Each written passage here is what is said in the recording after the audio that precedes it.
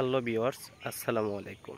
আজকের ভিডিওটা very interesting because আজকে আমি আপনাদের এমন একটা জিনিস দেখাবো যেটা ঢাকার মানুষজনেরা বেশি একটা দেখে না।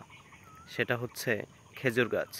খেজুর গাছের রস পছন্দ না এমন লোক খুবই কম। বেশি ঢাকার মানুষজন আফসোস করে খেজুরের রস খেতে পারে না বিধায়।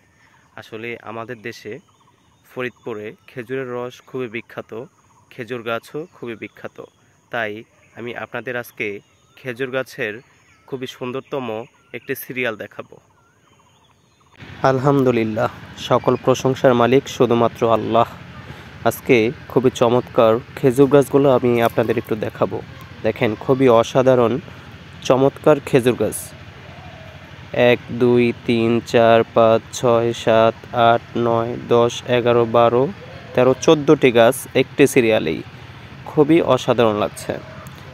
প্রত্যেকটা গাছেই শীতের দিনে রস উত্তোলন করা হয়, যে রস পুরো এলাকার মানুষজন খেয়ে থাকেন, এবং কি এই রস দিয়ে খেজুরের গুঁড়ো বানানো হয়।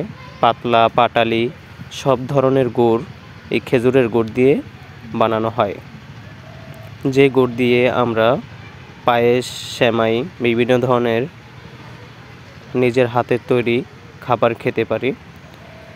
যে রস আমাদের অতি প্রিয়, এই রস অন্তত গ্রাম অঞ্চলের থেকেও ঢাকা শহরের মানুষজন বেশি পছন্দ করেন, কারণ তারা বেশিরভাগ সময়ই রস খেতে আগ্রহী থাকলেও রস খেতে পারেন না। সময়ের অভাবে, ব্যস্ততার মাঝে দেশগ্রামে যেতে পারে না বিধায় রস বেশি একটা খেতে পারে না। তাই গ্রামে আসলে আমিও রস খাওয়ার জন্য উতলা হয়ে উঠি। আসলে খেজুরের রস পছন্দ না এমন লোক পাওয়া খুবই মুশকিল। খেজুরের রস সবারই খুব পছন্দ।